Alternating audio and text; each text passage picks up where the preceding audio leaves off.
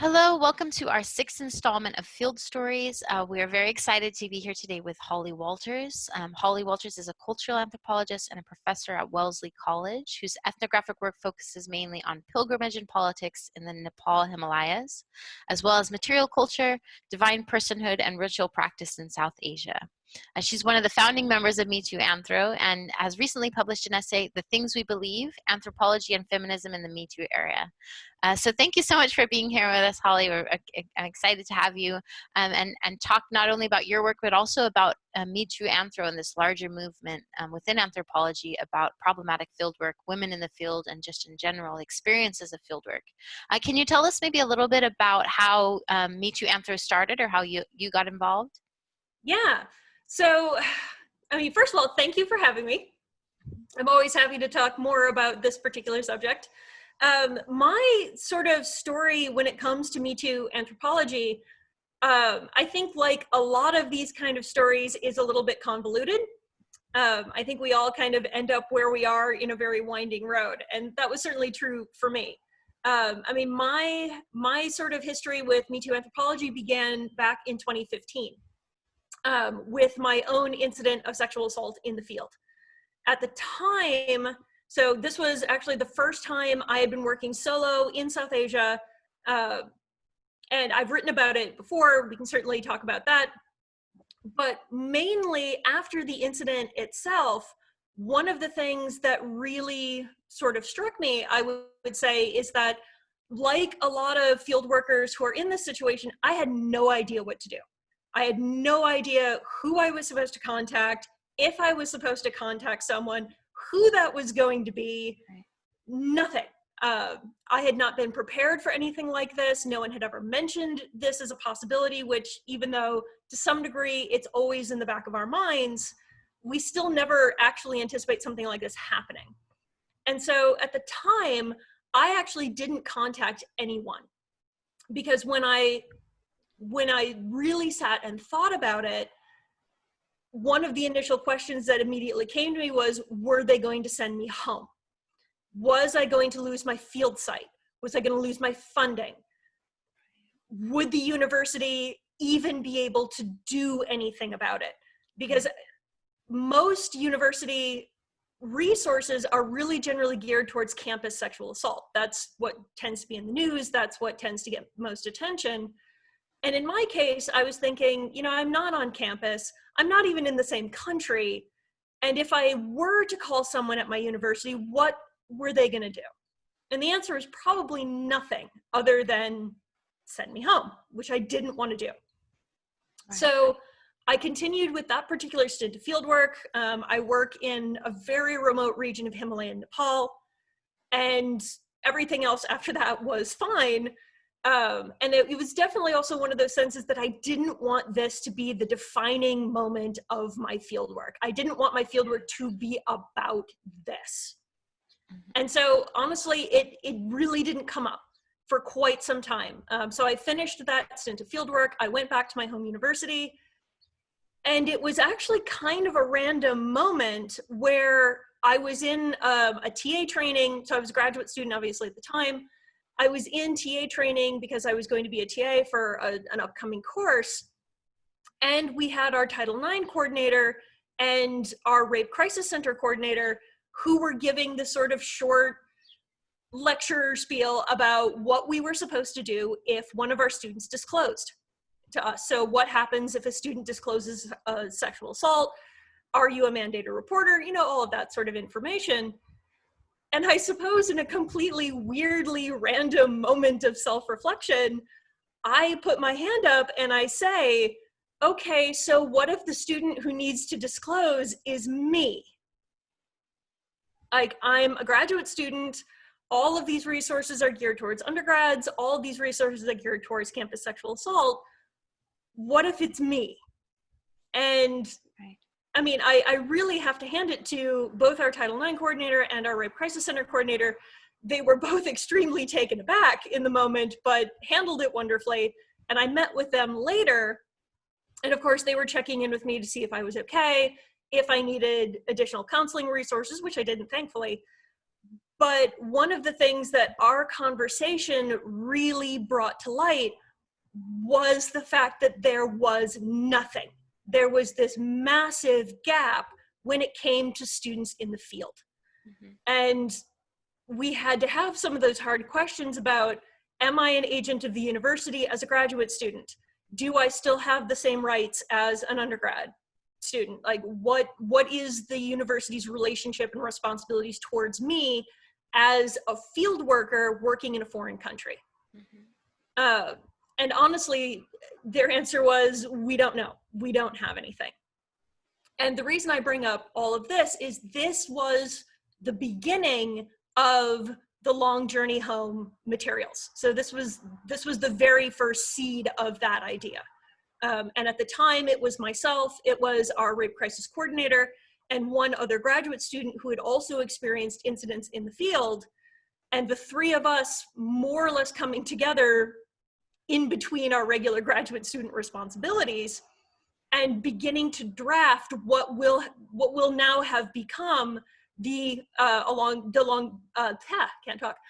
journey home seminar guide. Mm-hmm. And we went to, at the time, our anthropology department, as we were all anthro grad students, and said, can we start thinking about having a pre-field work seminar or some kind of discussion that mentors or advisors have with their students to have these basic conversations about the kinds of situations that students might encounter in the field, whether they're lone female field workers, whether they're queer, whatever it happens to be. We need to meet this gap somewhere, because I know I am not alone. I am not the only person who's experienced this, and I'm not going to be the last. Yeah, And exactly. This is a very much a blind spot that we've seen in general, and this is why sort of Fieldwork Initiative and Me Too both have that sort of realization, or that kind of, that's how it was created or birthed, from this idea that while great achievements and strides have been made on campuses, which of course there's still so much left to be done, but that the idea of fieldwork is completely unincluded in protection or in ideas of training about safety, any of those things. It's just sort of that question where most people shrug their shoulders and go, well, I don't know, that's you working somewhere else. And yet we know that it's so extremely common that field workers experience some kind of sexual assault or any kind of sexual harassment, or in general harassment. And so, yeah, this is just kind of echoing what you said, what we see far and wide across the board. And for anybody listening, the Long Journey Home is the kind of like our Bible. It's the handbook of outline of how, sort of helping and guiding students, as well as very real. I mean, how would you describe it? I guess it's a compilation of advices and also awareness sort of resources. Yeah, it's it's basically a framework. The way we sort of conceptualize it as a framework for thinking. It's, before you go into the field, here is a structured set of considerations and questions you really need to have an answer to before you go. You need to have a sense of, what is your housing situation going to be like? What are the laws involving sexual assault in the country that you're going to? If something happens, who do you contact? Are there people to contact?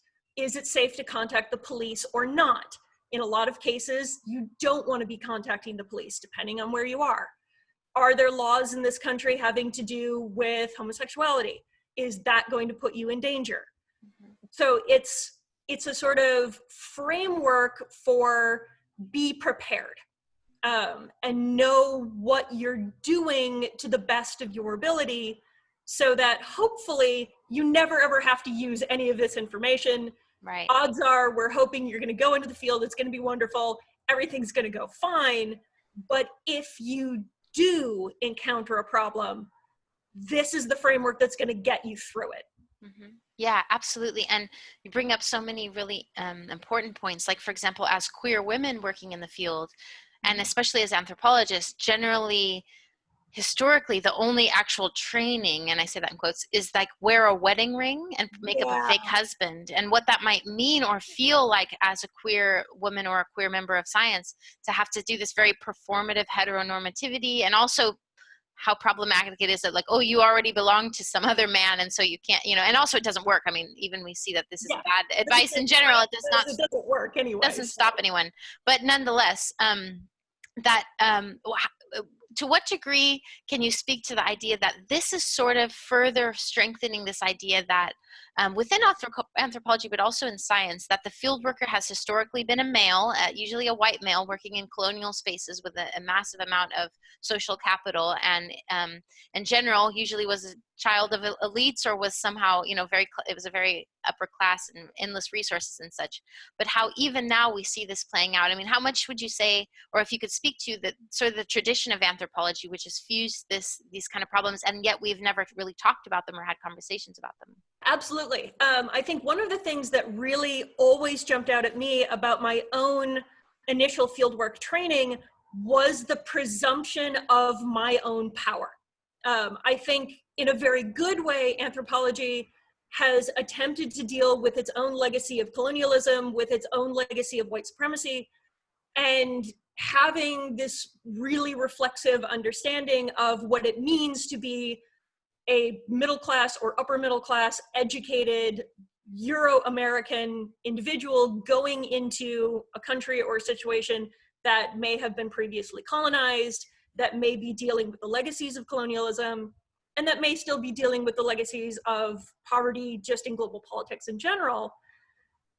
But I think in a sort of weirdly double reflexive way, that still presumes that your field worker is a privileged middle class white male educated individual, and not that your field worker themselves might be marginalized in some respect.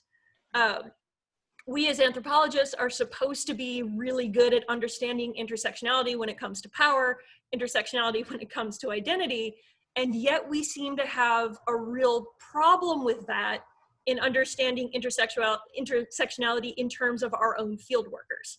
So when, for example, how is this going to be different for a field worker who is not white? How is this going to be different for a field worker who's queer or who's female or any number of these identities all put together?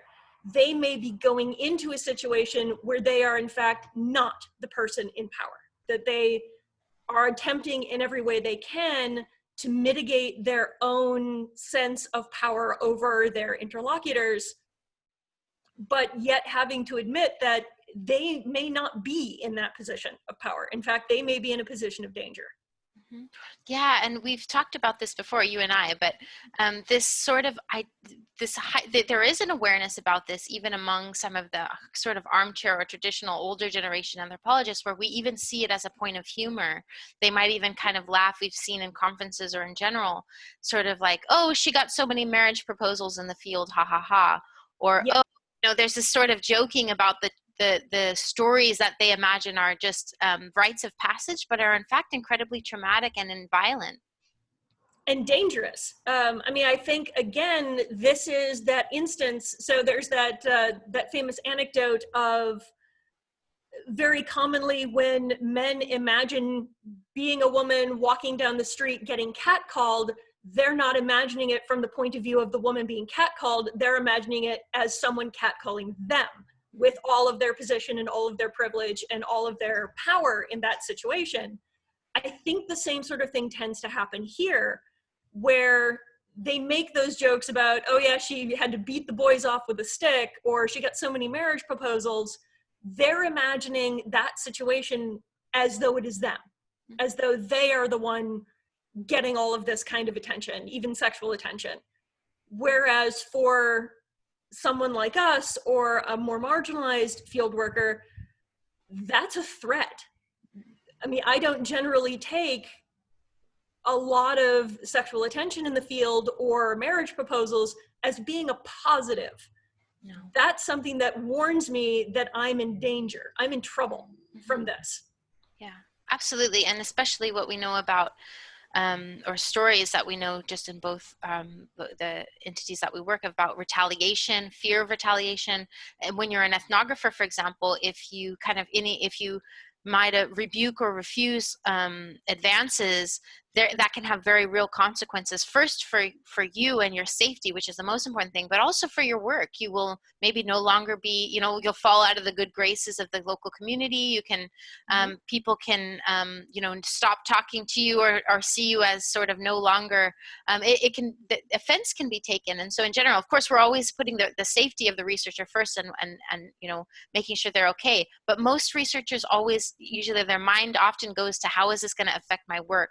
Sometimes it might even be easier to give in than to fight, because they worry about losing the good graces of the community, and then what might that mean for the relationship that they need in order for the research, or what might the university think if they got there and now everybody's turned their back on them. Or even we've seen individuals coming to Fieldwork Initiative, that one individual spread rumors about them throughout the whole village because they were angry about kind of being refused for sexual advances. And so this is incredibly common, and it's not just as simple as saying no. There's so much more that that goes into it.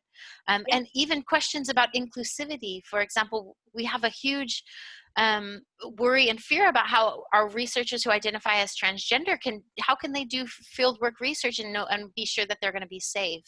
And so why do you feel that this conversation, this is probably an obvious question, but this conversation has been so perceived as being political or dangerous, or conversation, you probably have experienced it. I know we've talked about it at Me Too Anthro, where there's a resistance to wanting to have these conversations. I think there's a number of different reasons why anthropology is resistant to have this. One of the ones that I have really encountered really gets to an underlying, I think, insecurity about legitimacy. Mm-hmm. There's a very serious commitment in the model of anthropology itself to this lone field worker model, and particularly this lone field worker model as creating legitimate knowledge. That this is how knowledge is created about the quote unquote other, and then brought back and analyzed, and that is what becomes anthropology. Mm-hmm. And if our move towards greater inclusivity of more marginalized field workers, one of the things that concurrently comes along with that is reimagining what fieldwork itself can be. And so we have a lot of scholars, and I really turn to a lot of Black and Indigenous voices in this particular conversation about different kinds of collaborative fieldwork, about the ways in which knowledge is made, and about how fieldwork forms the foundation of anthropology as a discipline. So I think in a lot of ways, for a lot of more older, established, maybe even slightly authoritarian scholars, this feels like a threat against the very nature of anthropology as they know it. Right. That when we start standing up and saying, there is no presumption of absolute power on the part of the ethnographer. It depends on who the ethnographer is. It depends on where they're going. Mm-hmm. This model of the lone field worker has dangers to it, and it produces certain kinds of knowledge, and it loses certain kinds of knowledge. That, I think, to them feels like the potential to undermine what they feel is anthropology itself. Mm-hmm. Yeah, absolutely. And it's kind of a double-edged sword, because of course, when we reach out for solutions, we don't want to at the same time make live this idea, kind of re-embody or reimagine this colonial aspect where we want to go abroad and change the local communities, and we want to, make it all, set it up perfectly for the researcher. As well as what might stop a lot of researchers from reporting. I know both of us are anthropologists, so we have a more of an awareness about the stories of violence and sort of what kind of ways those can be used or co-opted to make live ideas of xenophobic notions. A lot of the researchers that come towards us say, I this happened to me, but my worry is if I tell someone, they're going to go, well, what did you expect? That's a dangerous country, or, well, you shouldn't have gone there alone. Or that it will somehow lend itself to you know, racist or stereotypes about what that, you know, and very much researchers want to protect against that and make sure that, so they often stay silent about it. What is the work of Me Too Anthropology? We're one fist. We're kind of a united front here, and we just adore and love all the work you do. But maybe you can tell us a little bit more about the work that's being done, or the work that has been done in this domain with Me Too Anthro. Yeah. I mean, so again, kind of backing up slightly, after all of this had begun to come together while I was a graduate student, that was the very first time I quite literally happened to blunder across Me Too Anthropology, which was at the time just a loose grouping of a couple of friends who are in Australia, one who's in the UK, and they had just formed their website, and they were just sort of talking about what kinds of conversations they wanted to have. And because I was in the middle of attempting to develop these seminar materials, I contacted them. So I sent them a brief description of what I had experienced in the field via their fieldwork stories set up, and told them a little bit about, hey, I'm trying to work on developing this seminar materials, but I would really like, you know, more voices in here. I would like some review. And long story short, that's how we ended up getting together, and really the founding of Me Too Anthropology Collective happened at that point. And so from there, we developed an open access published The Long Journey Home, which is both the seminar guide and the PowerPoint template. And then from there, we began working on the mentorship guide, which is more or less the same kind of materials, but is geared specifically towards faculty. So more or less saying, here are the kinds of things you need to be talking to your students about, and here are ways you can approach that conversation. As well as, if one of your students does in fact disclose to you that something has happened to them in the field, here's how you should respond to that, and here's the resources available for that. Those were published in 2018, and I think kind of the wonderful thing from there is, so the Me Too Anthropology Collective is, we call ourselves sort of a loose consortium of early career and junior scholars, which we are at this point. There's about 6 active members, like fully active members in it. And so from there, we had all become such good friends, and we really enjoyed working together so much that the next question became, okay, now what? Now what are we gonna do? So we spent the vast majority of 2019 focusing much more heavily on conferences. So we sent delegates more or less to a couple of conferences in Australia, in the UK, and then we did kind of a big panel and sort of series of invited panels at the AAAs in Vancouver last November.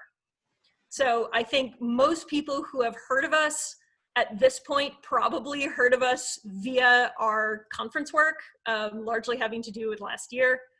And then now, so now moving into 2020, as obviously the world is on fire and we're all trying to keep our heads above water, now we're really sort of trying to gear into focusing on publications. We have a special issue coming out hopefully by the spring of 2021, which is currently tentatively titled Anthropology in the Me Too Era, Building a Discipline from the Age of Reckoning. And a lot of what we're really trying to focus on now is sort of a post-Me Too, post-Black Lives Matter rebuilding of what we feel the discipline could be. And so we're trying as much as we can to kind of keep our names and our faces out there, to keep these conversations going, which is why we were so excited to hear about the Fieldwork Initiative. And now we get to talk to all of you, and really continuing to build on this body of work that we started all the way back in 2015, and continuing, I think, to get that kind of recognition and that kind of buy-in from other scholars, and particularly from other anthropologists, who are going to be integral if we're actually going to be able to do this work and really begin to see significant change in how our discipline is run.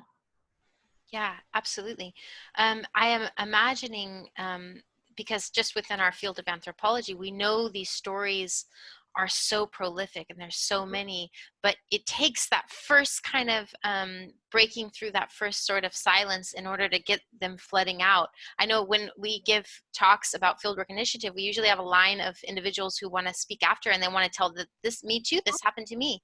Yep. And this has been left unsaid for decades. I mean, probably since the inception of our field. And so I'm curious about the responses you've received and the outpouring of those that said, yes, I have my stories. And you even have compiled several stories, a few of which we can see on the website, which will be linked below. But just the degree of depth and the sheer amount of folks that have come forward and said, oh, this happened to me as well, but I never said anything about it. Yeah, the best word, honestly, that I would come up with is it's overwhelming. I mean, we know in the abstract, we know this happens a lot. We know it's common. I mean, we know it happens a lot and it's common even outside of anthropology. But the sheer volume of responses that we have had ever since we began soliciting fieldwork stories, having to do with fieldwork or anthropology specifically, have been immense. So this isn't something that just happens. This is something that happens so often. It's affecting, I would say, close to 85 to 90% of up and coming young anthropologists in one way or another. Mm-hmm. And one of the things that we have sort of talked about is looking for a way to better archive these stories. We have some that we can't share that were submitted to us anonymously, which is absolutely fine. But at the same time, we want to honor those who have taken the time to write down their stories, to send us these stories.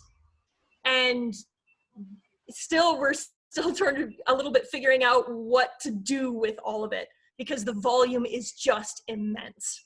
Mm-hmm. Yeah, I'm thinking that absolutely, and yet it's hard to kind of convince larger entities or societies that this is a problem, even though we know this is probably the shared frustration we have, is we know it's so prolific, and yet it's something that they say, oh, that doesn't happen here, or that's sort of a very marginal problem, or that's the personal problem of the researcher. That's a lot has been written, especially by Dr. Sina Kloss, about how this is personalized and not thought of as a problem of anthropology, when of course we know it has been.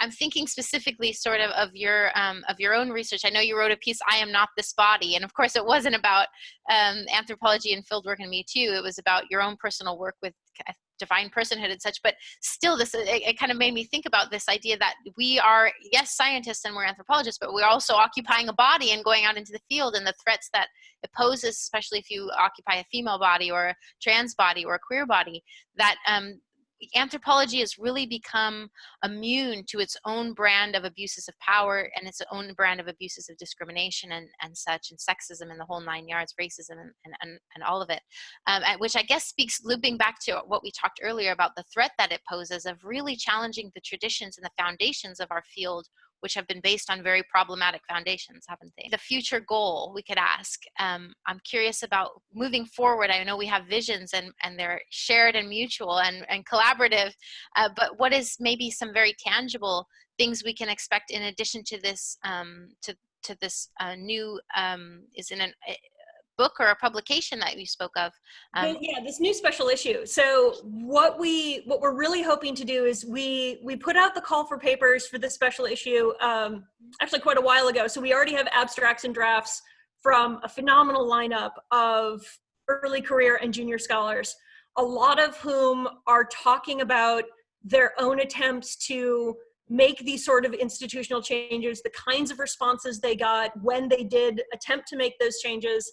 And in a lot of ways, the intersections between gender and queerness and race and how that has drastically affected their own work.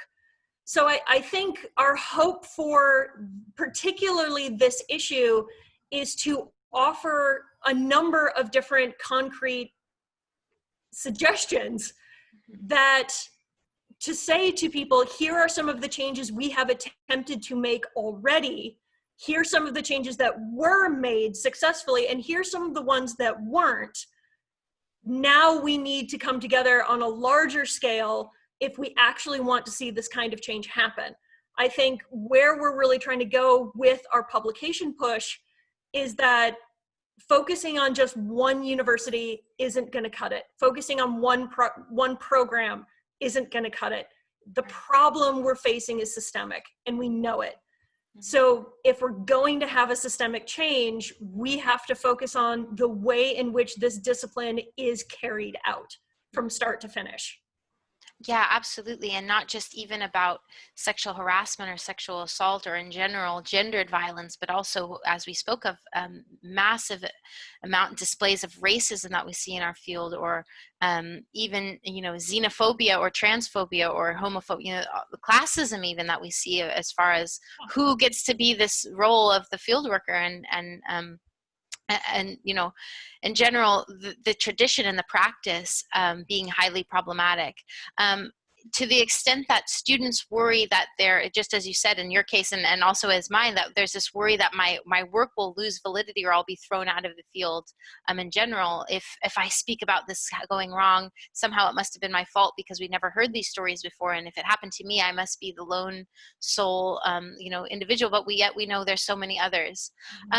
Thinking about the flexibility of science and scientific research and thus anthropological research, the idea that students should never ever have to be put in a place where they're uncomfortable in order to get data, or in general risk their lives. This is also very much a attack on the foundations of anthropology, because it's very often been shown as sort of the adventure. We see like Indiana Jones is going out and he risks his life, and so that's what it's all about, that prestige and sort of a rite of passage of within anthropology, that you should collect maybe war stories, or you should have some sort of cuts and bruises when you go out into the field, in a sense. Would you agree that this is also a very problematic sort of ideology that we carry, that once we're done, we sit around with some brandy and kind of talking about it with the big boys about what we had to go through to get that degree, and there's very much a sort of a hazing practice in anthropology? A little bit, yeah. I definitely think there is a sort of sense of the kind of one-upmanship of the fieldwork story. And there have been other anthropologists who've written about this. Laura Bohannon, I think, is one of them, just in terms of who can tell the worst story as a kind of who is the more authentic anthropologist. And I think that's also to some degree a human tendency, not necessarily just an anthropologist's tendency, but mostly what we're looking for in terms of institutional support is actually our changes towards how anthropology and sociology and fieldworker grad programs are run. So looking for things like, can universities have more of a sense of responsibility towards their graduate students, which is itself already a complex question, having to do with graduate students as students versus as workers versus as teachers. So we already occupy kind of a weird position vis-a-vis the institution. But looking at things like, how can we protect things like publication rights, in even looking at STEM, if something happens with the PI of your lab, how do you protect your students' access to the work? And for some of those students whose access to that work might be also be contingent on their visa.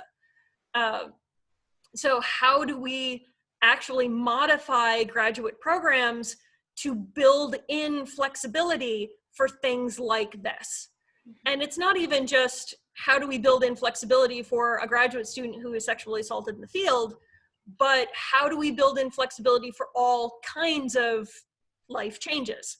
So how do we get away from this presumption of the wealthy white male who can devote all of his time to his education, who never has to worry about maintaining an income or being a carer for children or a sick family member, or any of these other things that we know that more marginalized scholars have to be thinking about, whether they're female, whether they're queer, whether they're people of color, or whether they're parents, or basically any of the ands and ors that go along with this, but of really calling for institutions to rethink how graduate programs work and the ways in which graduate programs are funded, such that graduate students can have some form of flexibility and still be protected in terms of their access to their work, in the event that something happens in the, whatever 5 to 8 years it takes to get an advanced degree. Yeah, absolutely. It's almost like that second wave of punishment for being a victim in the first, right? When you have to be removed from the field, or worries about, am I still going to have rights to this data or whatever it might be? Am I going to have to work with that individual who was maybe the harasser or the predator? Thinking about, how our, within our domain, how we're raised and reared ourselves, the training or the lack of training. I know, of course, there's been no training about actual safety and Me Too training or sexual harassment, or very realistic things about what people might encounter in the field. But just in general, training about fieldwork feels very much like that's for you to fill out. The book is sort of not written, you're the one to write it. And there's really a lack of training in general about how to do ethnographic fieldwork or how to do anthropological fieldwork. And it's part of that, once again, that idea that you have to prove yourself, that you have to kind of, through this suffering, you emerge and learn all these lessons on your own. But we see this lending itself very often to imposter syndrome, where high numbers of early career academics, even later career academics, feel like maybe I don't really know what I'm doing, and somebody's going to find out, or there's this real mental health crisis, or this what we would call imposter syndrome in general, about am I doing the right thing, simply because we were never actually guided in a real hands-on way. And we know as well, field schools do exist, but we see high rates of harassment and high rates of sort of problematic field schools where these things happen. So what are your thoughts in general of just the approach to training, not even in putting aside sexual harassment, but just in general, the training of anthropologists and how much it lacks? Yeah, I mean, I think one of the things that we tend to look at is most programs, at least most programs that I am familiar with, have some form of a methods course. So you have to take some kind of an anthropological or archaeological methods course. Most of those courses tend to be reasonably abstract. Mostly because it is the first introduction that students are even having to the concept of fieldwork or how fieldwork is supposed to be done. But I think the second part is, I don't know as we're necessarily clear enough with students how iterative fieldwork actually is. So I think, because a lot of us are overachievers anyway, we're looking for that standard with which to compare our own work to tell whether or not it's good. So, but the problem is there isn't one. There is no standard of ethnographic work that tells you that your ethnographic work is good or not. So I think part of that imposter syndrome is coming from the fact that we're going out into the field, doing our best, no idea how this is supposed to go, and winging it for the most part, and hoping to turn that into some kind of analytical work afterwards, with no sense of personal evaluation of how do I tell if what I did was even the right thing? Was this how fieldwork is supposed to be done? I have no idea. And so the joke I think we make is, even experienced anthropologists will say, yeah, I have no idea if I'm doing this right, and I've been doing it for 20 years. So maybe my feeling on that respect, I think maybe has more to do with an adjustment of expectations, that part of dealing with the imposter syndrome, I think, is getting better across to budding and learning field workers. There is no framework by which this is supposed to go. It's going to go however it goes. Right. And that is the nature of field work. Mm-hmm. Yeah, that's really the outcome we hope students to take away from even our pre-fieldwork training, is whatever happens while you are doing fieldwork is the fieldwork and is your fieldwork.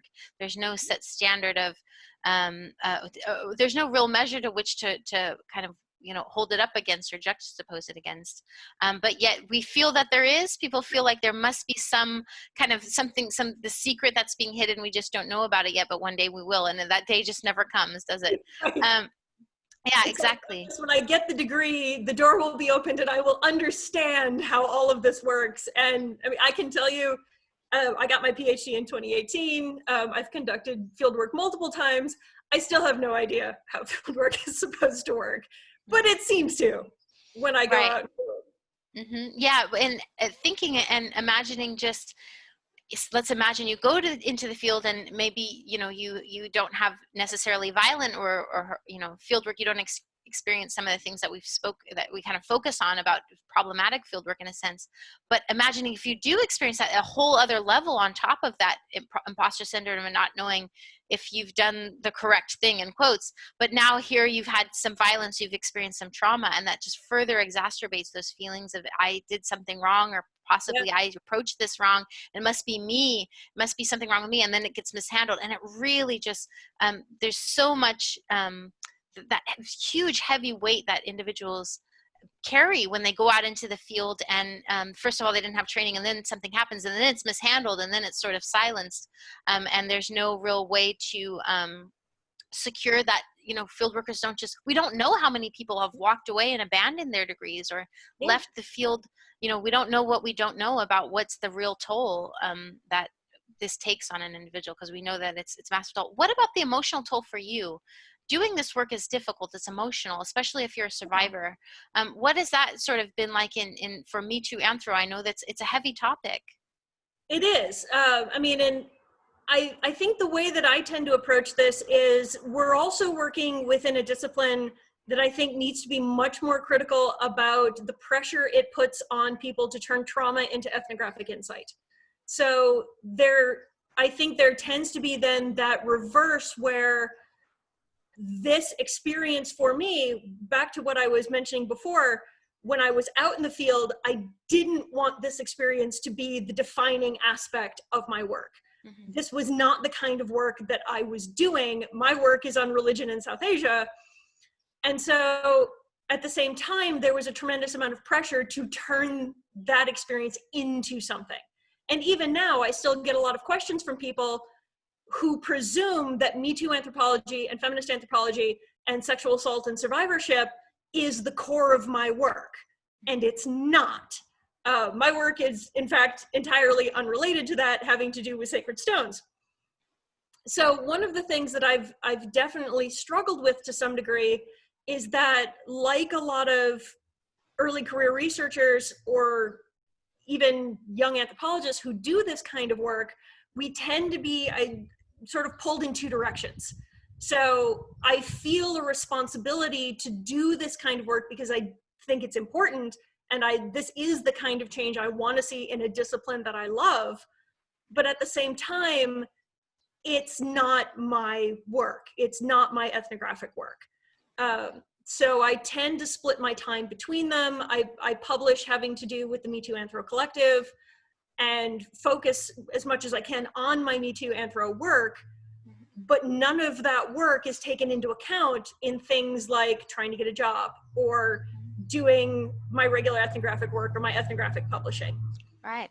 So or having a life of your own, right? You're also Holly. You have your right. Mm-hmm. Yeah, I very much, I mean, we also want to mention that Me Too Anthro is unfunded. We talked in the previous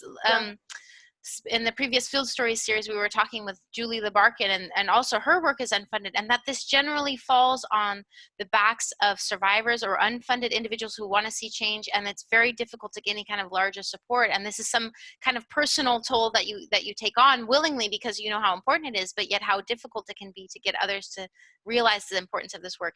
And the very same, I want to just echo, I mean, I never dreamed that I would start a Fieldwork Initiative. I mean, it wasn't, my work is totally different than this. I'm not, you know, before having these experiences, there was no notion that, you know, work on sexual harassment, assault, and racism in the field and all the other, you know, problematic fieldworks, I just didn't dream. And so it becomes sort of the thing that you either have once you go through it and see that there's nothing there, the burden is then on you to create something. Even though we know that it's so prolific, and we have ethnographic tales even from the 1960s about these incidences, but they're just kind of relegated to the peripheries of science and of anthropology.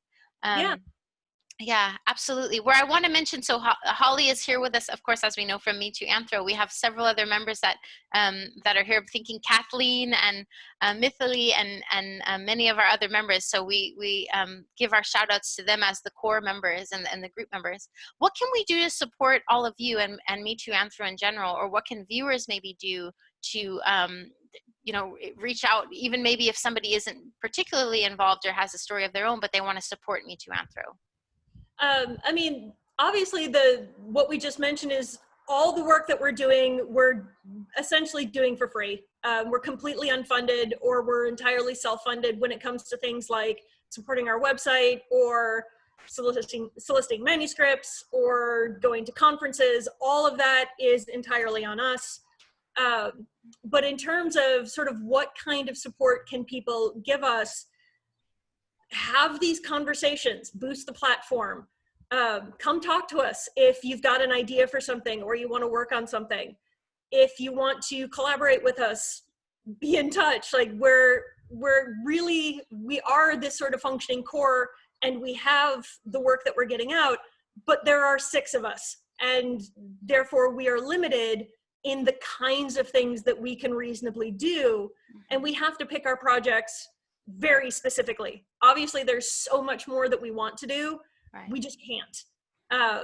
And so we're definitely really at the point of, if there are others out there who want to essentially operate under the auspices of the Me Too Anthropology Collective, who want to have some form of collaboration with us, that's great. The more we can boost this platform, the more we can embed these conversations in every aspect of anthropology and the way that field work is conducted, the more and more we're actually going to see that change happen. Mm-hmm. Yeah, absolutely.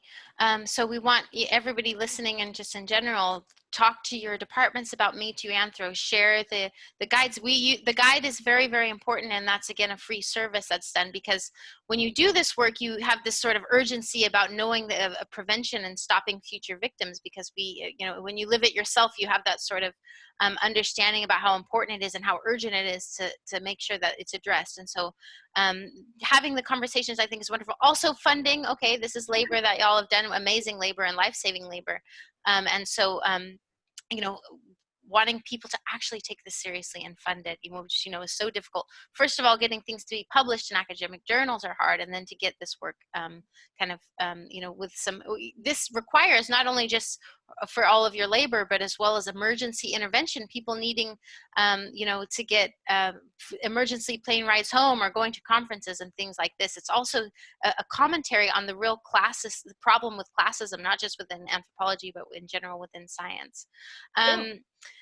Holly, is there any final thoughts that you want to leave us with before we sign off? Just anything, maybe even about your own work. We're going to plug your